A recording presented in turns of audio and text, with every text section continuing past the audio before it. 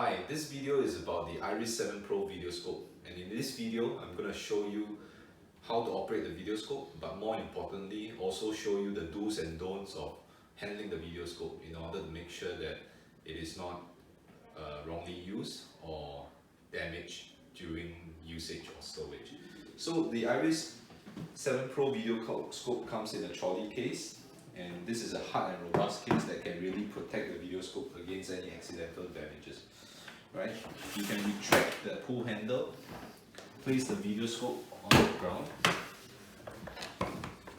and easily open it up. In there, you can see that the iRis 7 Pro videoscope is lying with the screen face down, and that is the best way to protect the videoscope, because if you have the screen face up, any accidental objects on the screen when you close it will damage the videoscope display, right? And the insertion tube is actually stowed into a roller drum. This is because the insertion tube is the most fragile part of the videoscope, and by keeping it inside the roller drum, you are actually protecting the videoscope from damage, right? To retrieve it, lift up the handle slightly and slowly pull the videoscope insertion tube out of the roller drum. Right? Once the insertion tube has come out, you can actually take the videoscope out like this, right? And when it's time to keep the videoscope, you do the same thing. Place the videoscope screen down, face down into the cutout foam protector, and then take the distal end of the videoscope and slot it into the hole of the roller drum and gently push. The drum will coil by itself and keeping the videoscope safe from damage. Always make sure that the insertion tube is fitted nicely into the cutout and that there are no loose ends coming out of the edges of the box before you close the box. The iRis 7 Pro videoscope comes with full 4-way articulation control. What this means is that by operating the two levers on the handle, you can actually remotely control the direction in which the distal end or the camera is pointing to. And with some practice, by manipulating the two levers, you can actually remotely control 360-degree motion of the distal end. Right? One thing that's very important to note is that after using the articulation function, before keeping the videoscope or extracting the videoscope from the inspection space, it is always important to turn the lever back to its neutral position, which is the middle. Right? When it's at the neutral position, you should be able to feel and hear a snap. This tells you that the levers are now in its neutral position, and in its neutral position, the articulation neck of the insertion tube is straight. Right? This is particularly important because if you attempt to keep the videoscope while the articulation neck is bent, you are very prone to damaging the articulation function, and this can be a very costly repair. Right? So I repeat again, before keeping a videoscope, always make sure that the levers are returned to the normal neutral position and that the articulation neck is straight. Right? And I will also want to show you one of the ergonomic features of this videoscope. The iRis DVR5 comes with an integrated display, and when operating the videoscope, it is possible to rotate the display to face the user so that it's easy for the user to make use of the videoscope while looking at the display, the live display at the same time. Right? In order to turn the videoscope display, you have to lift the ring at the bottom of the flexible neck. There's a ring that you can feel, lift it up, and then you can turn the videoscope display. Once it's in the position that you want, let go, and the videoscope should snap back into the lock position. I'll repeat that. Lift the ring at the base of the neck of the videoscope display, and then turn to the direction that you want. once it's direction, let go, and then make sure that the display snaps into position. All right, and when you are keeping the video scope, always make sure that the display is facing forward, like this, aligned with the knob of the articulation levers. The video scope is used with comes with a rechargeable battery, and on the rechargeable battery there's a button here to press to show you the charge status of the video scope of the battery. I'm sorry. Yeah. Once you ensure that you have a battery that's charged up, you can actually slot the battery into the video scope behind. So there's this little flap here that you have to unscrew and lift up, and then you place the battery with the slots facing towards the screen, right? With the slots, so you can see from here, the slots are here, and the slotted side should be facing towards the screen. Put it inside. You can hear the slots snapping into the fins before you close the flap, right? Once the battery is inside the video scope, you can switch on the video scope by pressing this power button here. Press it until it gets lighted up and you can release. Now the video scope is booting up. You should be able to see the startup screen on the display as the video scope is being started up. Once the video scope has been booted up and started, you will be able to see a live image taken by the distal end of the video scope. However, you can see from the distal end that there's no lighting, meaning that if you put it in a dark place, the insertion tube in a dark place, you will not be able to see anything. It is therefore important to switch on the lighting by pressing this button at the back of the video scope. Press and hold until the lighting is switched on, right? And you can see the intensity of the lighting from this icon here. To increase the intensity, press one more time. This will increase the intensity to 50%, and press one more time to go to 100%.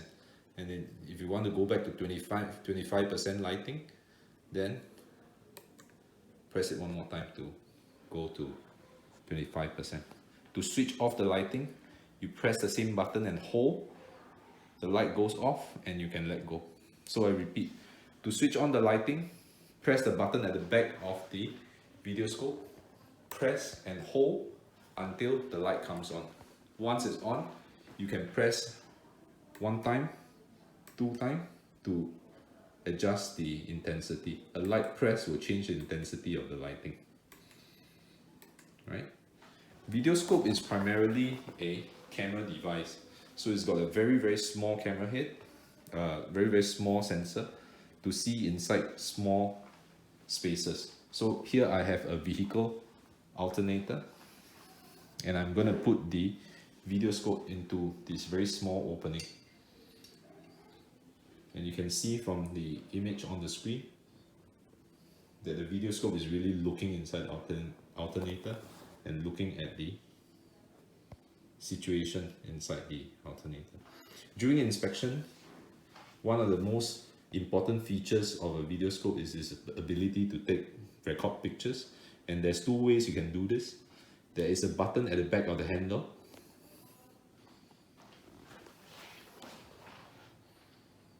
Alright, if you need to take a picture, you can press one time. You see a blue box forming. That essentially freezes the screen, and it gives you a chance to check if the image is okay, if it's an image that you want before recording or taking the picture. And if you're happy with the screen that you have taken, you press the back of the button again, but this time a long press without letting go, and it says image saved, right? And there you know that your image has been saved inside the video scope, right? The screen remains frozen. Press a short press, and you switch back to live image. The other way to take a picture is to press this blue button over here. one press and the image is saved. Right? I prefer to use the button at the back because it freezes the image and gives you an idea of the quality of the picture you're taking. It is also possible to record video clips of your inspection. So here I've extracted the video scope from the alternator, and if I want to record a video clip of the inspection, all I have to do is press this red button here. You can see a red box forming around the screen, right? That tells you that recording has started and you can start to do your inspection, right? During inspection, it is possible also to take a picture while the video recording is still going on, right? Once you're happy with the inspection, press this red button again and the video recording stops, right? It takes a few seconds to record the video, and now the video is recorded. To view the video recording or the images that you have taken, what you need to do is go to File Manager,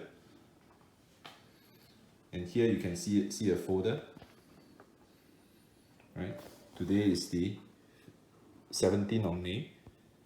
So by pressing on this folder, the images that we have taken, as well as the video clip, can be seen in thumbnail form. So to view this particular image, double tap and you can see the image being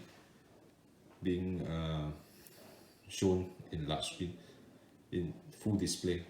You can of course adjust the zoom, right? To go back, press the back button. You can also select the video that you have taken, and here you can see the video recording being taken. During review, you can pause, start again, pause. You can even save frame, meaning if you want to take a particular image of the video in the video clip, you can press save frame and the image is again saved, right? And after you have saved the image, you can continue viewing your video clip. Right? You can either finish watching the video or you can just stop it. Right? When it's done, press the back button and you can see that you go back to this file directory. This is the image that was taken when we captured a frame when reviewing the video. Right? One very particularly interesting feature or important feature that you might find useful is the Smart Inspector function. The Smart Inspector function basically allows you to split the screen into two, and on one side you have a live image, on the other side you can choose an image that you have saved previously. This is particularly useful if you are trying to compare a particular defect against one on your record, right? Again, let me switch on the lighting, right? I tap on Smart Inspector, tap on the folder, and I'll choose one of the image that was previously recorded, right? Sorry, let me do that again. Smart Inspector, tap on the folder, tap on here. I can choose an image that was previously taken, right? And you can see on the right hand side, it is a live image. So now I can do a video inspection, at the same time compare that image against one that I've saved previously to check for differences.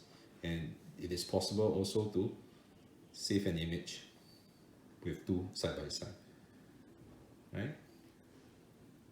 So now let's go to the file manager to review that inspection image that we've just taken. You can see this is the image that we have just taken. On the left hand side is an image that you recall from your folder, and on the right hand side it is the live image that you've taken, and you've taken it side by side so that you can do a comparison later on when you're back in the office after the inspection, right? To go back to home, always go to press the back button. It is possible also to get rid of the buttons by the side so that you have the full screen's display. Right? To get back the buttons you want, you just tap on the screen again. Right? To switch off the video scope, switch off the lighting first by pressing long press the button behind, and there's an on off button here that you can icon here that you can touch and hold. And here you have a chance of switching off, restarting, or going back to the original live image. Right? If you want to switch off, press this button and the video scope powers down by itself.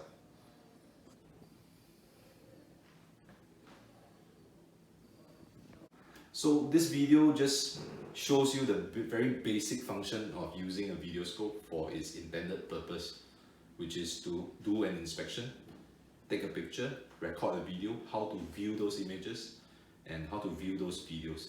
There are a lot of other functions like having the capability to wirelessly stream live images and live video feeds onto your tablet or smartphones, but those will be covered in the actual operating manual that comes together with the video scope. So now, at the risk of repeating myself, because this is an important thing to remember, I'll show you how to keep the video scope again. Again, before you keep the video scope, make sure the articulation levers are in its neutral position and that the insertion, articulation neck on the insertion tube is straight, right? And then place the video scope display face down into the cutout foam, taking care not to turn or lift the levers. Make sure again the articulation neck is straight, right? And then insert the distal end into the opening of the roller drum. Push in gently. The video scope should coil by itself inside the drum. Put the whole length of the insertion tube inside the foam cutout.